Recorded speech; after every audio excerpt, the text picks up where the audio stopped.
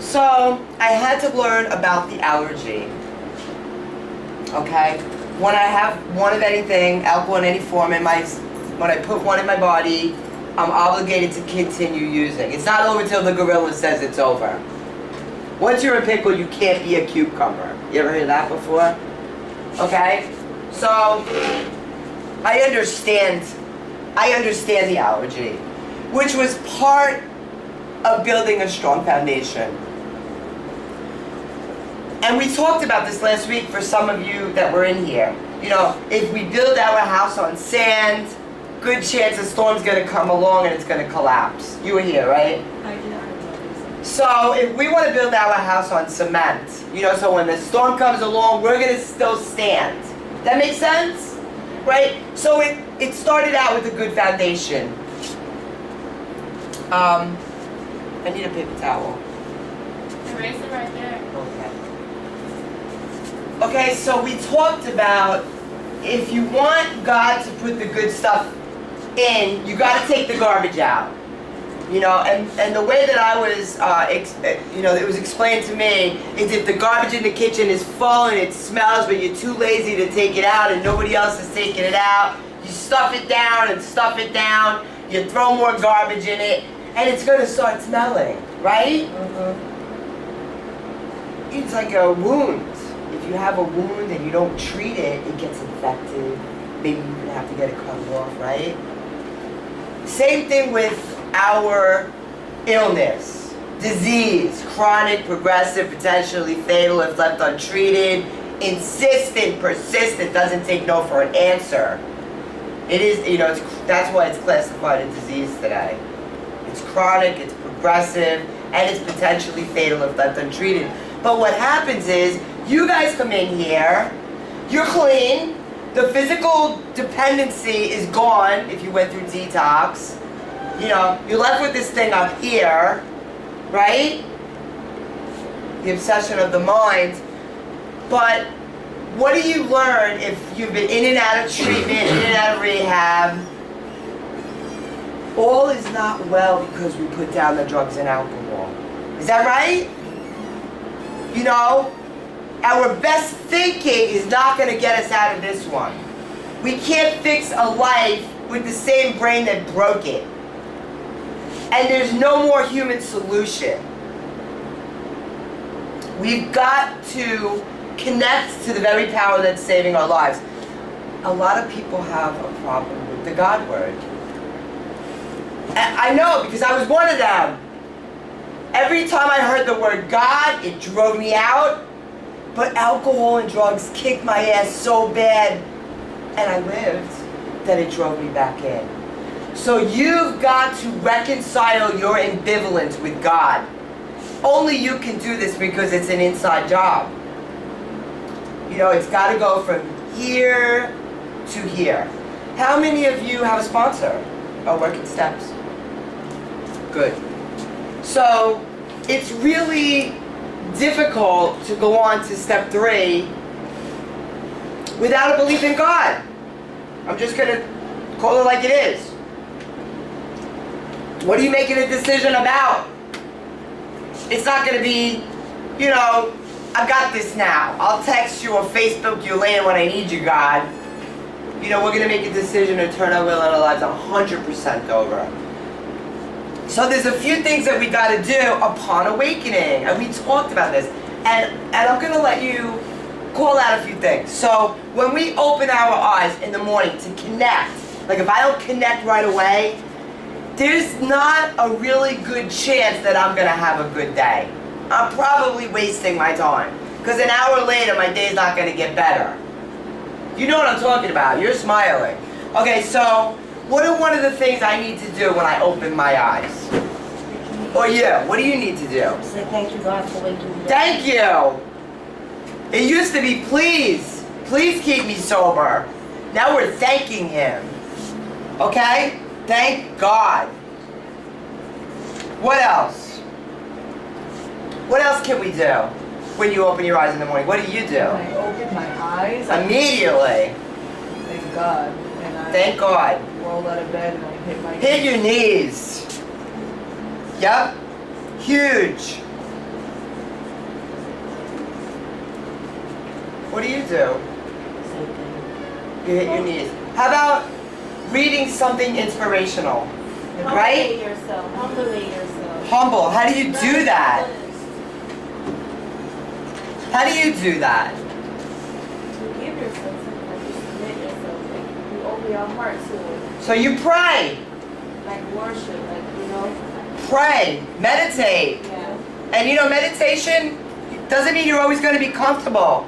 Remember what I told you in the beginning, that God uses our suffering and pain and all of our experiences to comfort others. We're trying to obliterate self here. Because self is what got us in trouble every single time, right? So we can, I listen to Hillsong. I love inspirational music. Like, I'll drive my friends nuts. I'm like, don't change that station. My kids, you know, read inspirational books. Like, connect immediately. I always tell my, the clients in the other treatment center, make breakfast for your roommate. You know, last week I left you guys with an assignment to be nice to others. Hold the door for a pregnant woman. Maybe lend a diaper, right? Did I do that? Did you guys do that? Let's set others on fire that are having a crappy day. Try to do that every day. Just share something, even a word of kind, like a kind word with someone else. Because negativity breeds negativity. And it's so easy to get caught up. It's so easy. And it's really hard to mind your own business. You know? We don't know what's going on with somebody else. The story changes. You don't know what somebody else has been through. You know what I'm saying? Like me and Tia, we were here together. We didn't like each other all the time. But I'll tell you what, I love her today. We've come to respect each other. And that took time.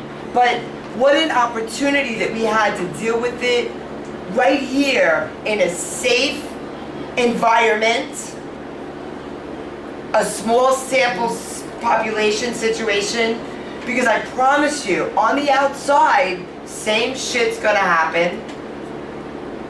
And when you don't know how to handle it, and you're not in a safe environment, and you're uncomfortable long enough, I don't know about you, but I'm going to my go-to. Don't leave me uncomfortable long enough. I got a way out. What was once my medicine is now my poison. And this stuff out there ain't even real drugs. You're laughing? I went to a meeting this morning and found out my friend of 10 years was found dead in our apartment this morning. From pills. Pills are cut with conventional now. Yeah. So, okay. You know, this is part of our good foundation. Getting to step one, admitting we're powerless over alcohol, our addiction in general, and our lives are unmanageable. My life could be unmanageable with or without drugs. I don't need drugs to make my life unmanageable. But I tell you what, I'm pretty powerless over drugs and alcohol. And I'm okay with that. Coming to believe a power greater than myself could restore me to sanity, I'm like, I don't even know what sanity is. I was never born into sanity. Ever. Some of you might be saying that to yourself. But I promise you I know what sanity is today. And the best definition I can come up with is one of anything is not going to be a good idea. It's not going to be a good idea. And I'll tell you what. It's going to be this God thing. You know? Going to meetings. Let's talk about that for a second. Okay? So, we understand what building the strong foundation is. But now we're going to pour in some cement. And I did tell you last week, part of the cement is two elements. Who remembers what they are? Go ahead. Who was here last week? You were here. Did you do it the second half or the first half? Because I wasn't here for the second half. I don't remember what I did an hour ago. Okay. I'm gonna give you a hint. I'm Meetings. just gonna guess, meetings and sponsorship. Thank you. So I sponsorship, know about the program, I don't know what you said. you know, and it's a good sponsor that has an understanding of the 12-step process. So the thing is, we can't do all this, and we can't just do all this, right? It's not that meeting makers make it. Anybody ever hear that? Always true, Yes. yeah. Meeting makers make meetings until they use again and then they don't. You ever go to the meeting like, oh, so-and-so's not here. I wonder what's You up. know, they come back and take a wager. Meeting makers don't always make it, unfortunately. Because meetings aren't the 100% answer. But it's a good start. Why? Because somebody that might not understand you at home understands you in the rooms. We speak the same language. And sponsorship, right? I can't always do this. You know, I spent a lot of time doing that. And I'll tell you what, secret, after a while, excuse me, even I'm like, I don't want to go to those meetings. I don't want to hear that. Like, meetings aren't a dumping ground, but they become a dumping ground. Right? I want to go hear the solution. There I go trying to control the meetings. I want to be the actor and the producer, and I want to arrange the lights. So, yeah, you know, I'm human. So what I do is, I discipline myself. And you have to do this. Okay? You're sober. We discipline ourselves to sit prayer to prayer. We don't go outside. We don't go to the bathroom. Well, you know, if you're pregnant, you go to the bathroom. We don't want to have that. I don't go smoke a cigarette. I don't go chase the guys. I don't spend an hour putting on my makeup, doing my hair. You know girls like that.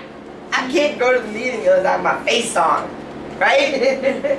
So we sit prayer to prayer. This is useful because not every meeting is going to tickle your fancy.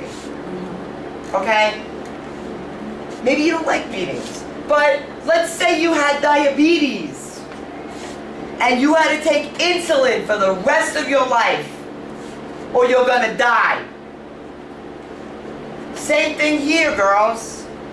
This is our medicine, right?